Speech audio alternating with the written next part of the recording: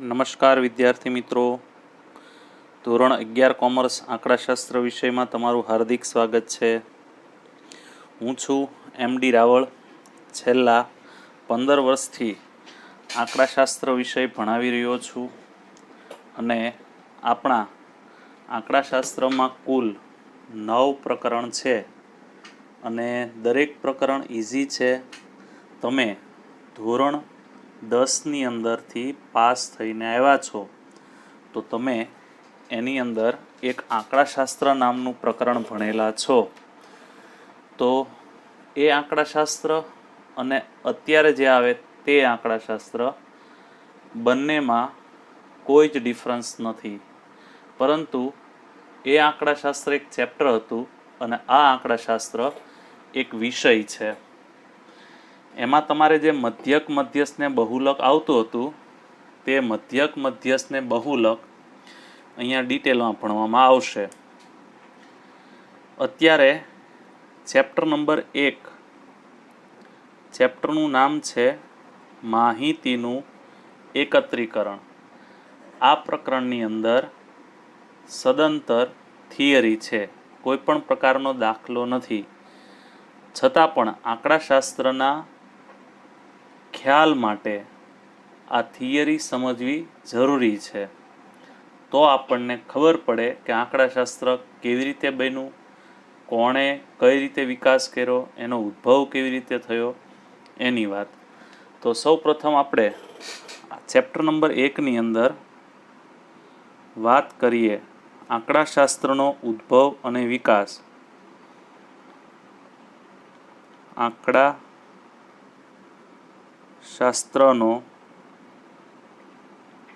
ઉદ્ભવ અને વિકાસની વાત કરવાના છીએ.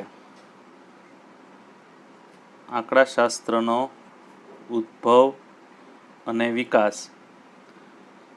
તો વાત કરીએ ભારતની અંદર આંકડાશાસ્ત્રનો ઉદ્ભવ કેવી રીતે થયો. તો કે આપણે ઘણા વર્ષો પહેલાં મૌર્ય સામ્રાજ્ય હતું. તમે વિદ્યાર્થી મિત્રો વાર્તા સાંભળેલી હશે, ચંદ્રગુપ્ત મૌર્ય અને ચાણક્ય. આ મૌર્ય સામ્રાજ્ય છે ને એ ઈસવીસન પૂર્વે 321 થી 296 વર્ષ પહેલાં ભારતની અંદર હતું. 321 થી 296 વર્ષ એટલે તો કે ઈસવીસન શરૂ થઈ, માનો કે અહીંયાથી ઈસવીસન શરૂ થઈ છે. આ ઈસવીસન 1, ઈસવીસન 2, ઈસવીસન 3, ઈસવીસન 4, ઈસવીસન 5, અત્યારે 2020 ચાલે છે. તો જ્યારથી ઈસવીસન શરૂ થઈ, ક્યારથી થઈ તો કે ઈસુ ખ્રિસ્તના જન્મથી થઈ છે. તો અહીંયા ઈસુ ખ્રિસ્તનો જન્મ થયો એવું વિચારો. તો અહીંથી આગળના 321 વર્ષ ગણવાના. માનો કે અહીંયા 321 વર્ષ થયા અને અહીંથી જ પાછા 296 વર્ષ ગણવાના. માનો કે અહીંયા 296 વર્ષ થયા.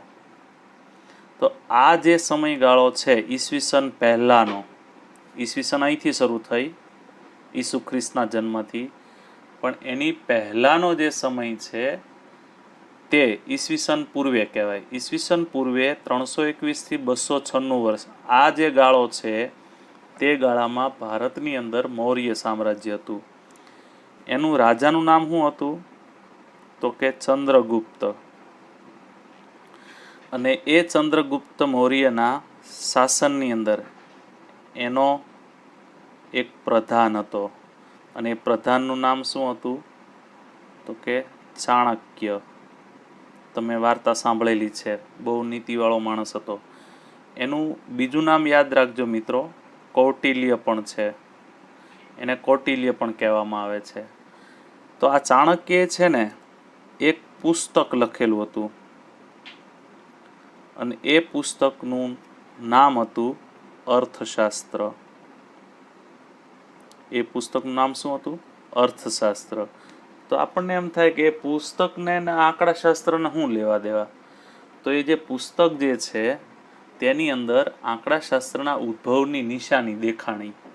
કઈ રીતે તો કે એણે શું કર્યું હતું, પુસ્તકની અંદર ગામ અને શહેરોમાં થયેલી વસ્તી વિષયક, અર્થ વિષયક, અર્થ એટલે પૈસા, અર્થ વિષયક અને ખેતી વિષયક, ખેતી વિષયક મોજણીના ખ્યાલો રજૂ કરેલા, મોજણીના ખ્યાલો રજૂ કરેલા. તો મિત્રો, મોજણી એટલે કોઈ એક ચોક્કસ સમય નક્કી કરવામાં આવે કે આપણે એટલા સમય સુધી એક ધારું સતત તપાસ કરશું, માની લો કે અઠવાડિયું.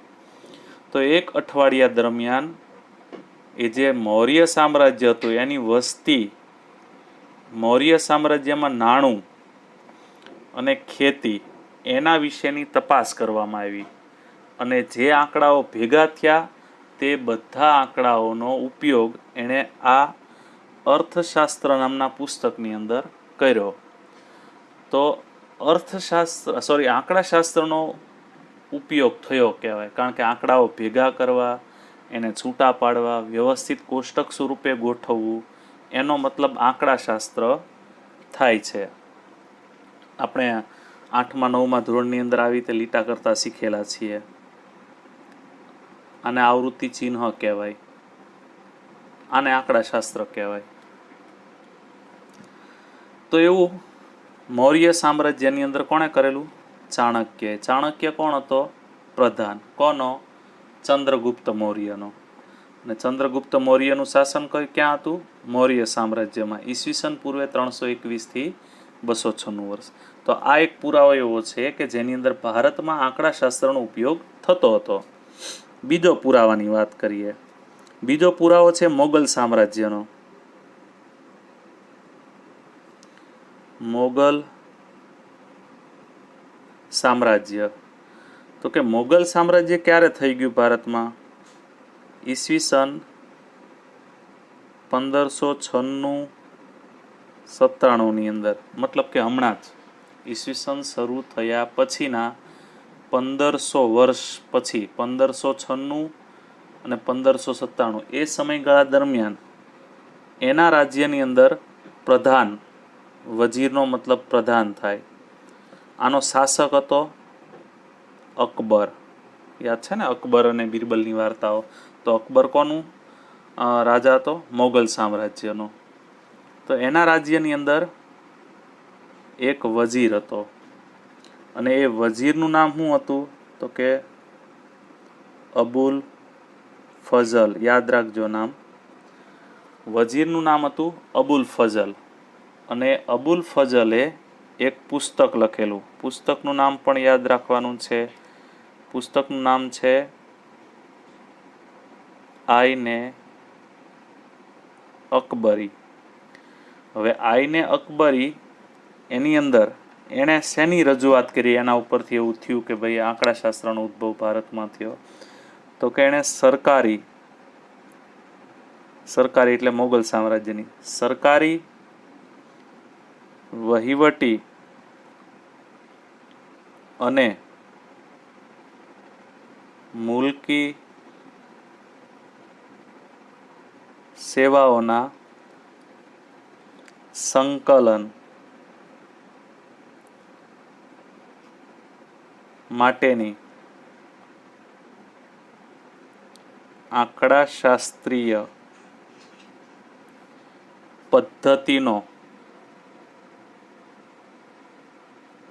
ઉલ્લેખ કરેલો. આંકડાશાસ્ત્રીય પદ્ધતિનો ઉલ્લેખ જોવા મળે છે. સરકાર કઈ રીતે વહીવટ ચલાવતી હતી અને મુલ્ક એટલે કે દેશ, મોગલ સામ્રાજ્ય, એની અંદર કઈ રીતે સેવાઓ અપાતી હતી, એ સેવાઓ અને વહીવટનું સંકલન કઈ રીતે કરવું, એની આંકડાશાસ્ત્રીય પદ્ધતિનો ઉપયોગ, ઉલ્લેખ એણે આઈને અકબરી નામના પુસ્તકની અંદર કરેલો. આઈને અકબરી અબુલ ફઝલે લખેલું છે, યાદ રાખજો. મોગલ શાસન દરમિયાન આઈને અકબરી નામનું પુસ્તક કોણે લખ્યું? પ્રશ્ન એવો પૂછે છે. તો આઈને અકબરી નામનું પુસ્તક કોણે લખ્યું? અબુલ ફઝલે. ક્યારે લખ્યું? 1596-97 દરમિયાન. એની અંદર શેની રજૂઆત થઈ? તો કે સરકારની વહીવટી અને મુલકી સેવાઓના સંકલન માટેની આંકડાશાસ્ત્રીય પદ્ધતિનો ઉલ્લેખ થયેલો. આગળ વાત કરીએ. આ બે મુદ્દા એવા છે જેના ઉપરથી આપણને સ્પષ્ટ થાય છે કે ભારતની અંદર આંકડાશાસ્ત્રનો ઉદ્ભવ થયો હતો, પણ વિદેશવાળા આપણને ખબર નહોતી કે આ આંકડાશાસ્ત્ર હતું, પણ વિદેશમાં શોધાણું એટલે એ લોકોએ નામ આપ્યું આંકડાશાસ્ત્ર. પણ પછી આપણા ભારતવાળાએ કીધું એવું બધું તમે પહેલેથી જ કરતા આવ્યા છીએ, આજકાલના નથી કરતા. એટલે એનો એક પુરાવો છે. તો કે આંકડાશાસ્ત્ર શબ્દ છે ને, આંકડાશાસ્ત્ર શબ્દ સૌ પ્રથમવાર ઉપયોગ કરનાર જર્મન વિદ્વાન, જર્મનીના હતા, યાદ રાખજો, ગોટફ્રીડ એકેનવોલ.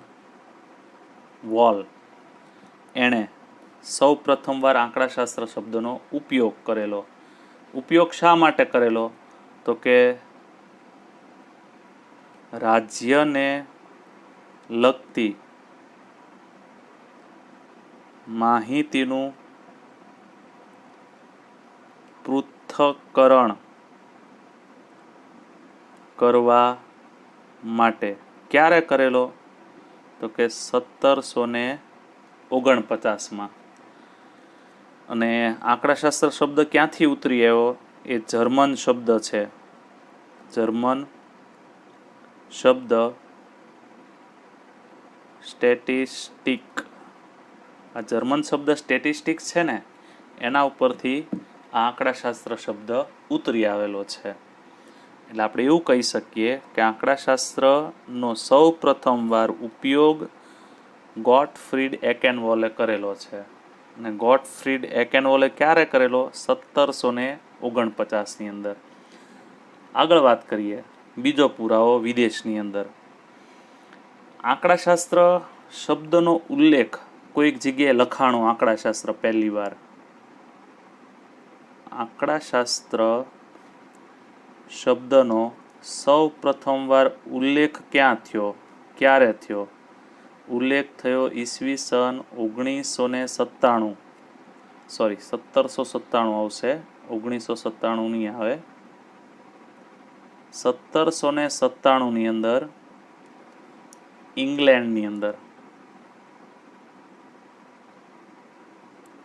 ઇંગ્લેન્ડની અંદર જ્હોન સિન્કલેર નામનો આંકડાશાસ્ત્રી હતો. એને ગણિતશાસ્ત્રી પણ કહેવાય. જ્હોન સિન્કલેર. એણે એક પુસ્તક લખેલું, અને એ પુસ્તકનું નામ શું હતું? યાદ રાખજો, એનસાયક્લોપીડિયા બ્રિટાનિકા. આ પુસ્તકનું નામ હતું એનસાયક્લોપીડિયા બ્રિટાનિકા. આ પુસ્તકની અંદર આંકડાશાસ્ત્ર શબ્દનો સૌ પ્રથમવાર ઉલ્લેખ થયો. આંકડાશાસ્ત્ર શબ્દ પહેલી વાર લખાણો એની અંદર. અને એના ઉપરથી એ લોકો એવું કહે છે કે આંકડાશાસ્ત્ર ભારતમાં નહીં પણ વિદેશમાં, ઇંગ્લેન્ડ અને જર્મનીમાં શોધાણું. બરોબર?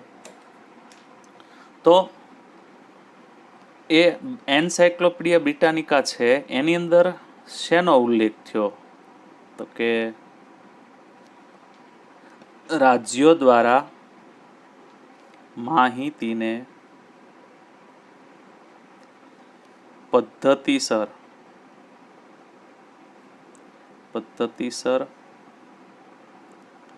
એકત્રિત કરવા માટે એનો ઉલ્લેખ થયો હતો. રાજ્યો દ્વારા માહિતી પદ્ધતિસર રીતે એકત્રિત કરવા માટેનો એણે ઉલ્લેખ કરેલો. ચાલો, આની અંદરથી 4 સવાલ નીકળશે પરીક્ષા માટે. પહેલો સવાલ કે ચાણક્યએ કયું પુસ્તક લખ્યું? તો કે ચાણક્ય એ અર્થશાસ્ત્ર. ચાલો, એ ટૂંકા પ્રશ્નો બધા છેલ્લે લઈએ, અત્યારે પહેલાં આપણે આગળ ભણીએ. 17મી અને 18મી સદી દરમિયાન સંભાવના શાસ્ત્રના પ્રારંભિક પરિણામો, સંભાવનાના પ્રારંભિક પરિણામો આ બે ભાઈઓએ શોધ્યા છે, લાપ્લાસ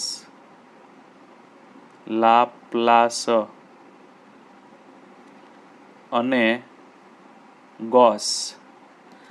લાપ્લાસનો જન્મ છે ને ઈસવીસન 1749માં થયેલો અને એનું મૃત્યુ થયું 1827 સુધીમાં. ગોસનો જન્મ 1772માં થયો હતો અને એનું મૃત્યુ 1855માં થયું. એટલે લાપ્લાસ અને ગોસે સંભાવના શાસ્ત્રના પ્રારંભિક પરિણામોની શોધ કરેલી છે. તો તમારે મિત્રો એટલું યાદ રાખવાનું છે આ લીટીમાંથી. આગળ લંડનની અંદર છે ને એક સંગઠન બન્યું હતું, એસોસિએશન જેને કહેવાય ને, એનું નામ હતું, આને કહેવાય આંકડાશાસ્ત્રીય સમિતિ. અને એનું નામ હતું સમિતિનું રોયલ, શેયલ નથી, રોયલ આંકડાશાસ્ત્રીય સંગઠન. ઈસવીસન 1834ની અંદર લંડનમાં એની સ્થાપના થઈ. 1834ની અંદર લંડનમાં એની સ્થાપના થઈ. ત્યાર પછી વાત કરીએ ગણિતીય આંકડાશાસ્ત્ર. ગણિતીય આંકડાશાસ્ત્ર એનો ઉપયોગ ક્યાં અને કોણે કરેલો? ગણિતીય આંકડાશાસ્ત્રનો ઉપયોગ ગેલ્ટન અને કાર્લ પિયર્સને કરેલો. કાર્લ પિયર્સન, યાદ રાખજો. કયા ક્ષેત્રમાં કર્યો? તો કે વિજ્ઞાન ક્ષેત્રે, ઉદ્યોગ ક્ષેત્રે અને રાજકારણ, આ 3 ક્ષેત્રોમાં કરેલો એણે ઉપયોગ. અને લાસ્ટમાં આ જે ગણિતીય જે ગણતરીવાળો ભાગ છે, ગણિતીય આંકડાશાસ્ત્ર જે છે એના રચયિતા કોણ કહેવાય છે? Karl Pearson. ગણિતીય આંકડાશાસ્ત્રના રચયિતા કાર્લ પિયર્સન ગણાય છે. તો મિત્રો આની અંદરથી બહુ બધા સવાલ નીકળી શકે છે અને 110% આમાંથી કમસે કમ 1 કે 2 સવાલ તમને પરીક્ષામાં પૂછાશે. હવે સવાલ એવો પૂછાઈ શકે કે ચાણક્યએ કયું પુસ્તક લખ્યું? તો કે ચાણક્યએ અર્થશાસ્ત્ર નામનું પુસ્તક લખ્યું. બીજો સવાલ, ચાણક્યએ અર્થશાસ્ત્ર નામના પુસ્તકમાં શેની રજૂઆત કરી? તો એનો જવાબ આવે ગામ અને શહેરમાં થયેલ વસ્તી વિષયક, અર્થ વિષયક અને ખેતી વિષયક મોજણીના ખ્યાલો રજૂ કર્યા. પછી સવાલ એવો પૂછાય કે અબુલ ફઝલે કયું પુસ્તક લખ્યું? આઈને અકબરી. કદાચ ઊંધો સવાલ પણ પૂછાય કે આઈને અકબરી કોણે લખ્યું? અબુલ ફઝલે. તો કે એની અંદર એણે શેનો રજૂઆત કરી? સરકારની વહીવટી અને મુલકી સેવાઓના સંકલન માટેની આંકડાશાસ્ત્રીય પદ્ધતિનો ઉલ્લેખ થયો. આંકડાશાસ્ત્ર શબ્દનો સૌ પ્રથમવાર ઉપયોગ કોણે કર્યો? ગોટફ્રીડ એકેનવોલે. ઉલ્લેખ કોણે કર્યો? જ્હોન સિન્કલેર. યાદ રાખજો, ઉપયોગ ગોટફ્રીડ એકેનવોલે અને ઉલ્લેખ જ્હોન સિન્કલેરે. ઉપયોગ ક્યારે થયો? 1749માં અને ઉલ્લેખ ક્યારે થયો? 1797માં. ઉલ્લેખ થયો, ઉલ્લેખ એટલે ક્યાંક લખાણું, લખાવાનું મતલબ કે કોઈક જગ્યાએ, અને એ જગ્યા શું હતી? પુસ્તક. અને પુસ્તકનું નામ હતું એનસાઇક્લોપીડિયા બ્રિટાનિકા. પુસ્તકનું નામ છે આખું, યાદ રાખજો, સરનામું નથી કોઈના ઘરનું. એનસાઇક્લોપીડિયા બ્રિટાનિકા. 17મી અને 18મી સદીની શરૂઆતમાં સંભાવના શાસ્ત્રના પ્રારંભિક પરિણામો લાપ્લાસ અને ગોસે શોધેલા. અને આંકડાશાસ્ત્રીય સમિતિની રચના થઈ લંડનની અંદર 1834માં. નામ શું હતું? રોયલ આંકડાશાસ્ત્રીય સંગઠન. ગણિતીય આંકડાશાસ્ત્રનો ઉપયોગ કયા ક્ષેત્રોમાં થયો? વિજ્ઞાન, ઉદ્યોગ અને રાજકારણ. અને ખાસ સવાલ પૂછાય કે ગણિતીય આંકડાશાસ્ત્રના રચયિતા કોણ? તો એનો જવાબ છે કાર્લ પિયર્સન. તો મળીએ નેક્સ્ટ લેક્ચર નંબર 2 ની અંદર વિદ્યાર્થી મિત્રો. આભાર તમારો.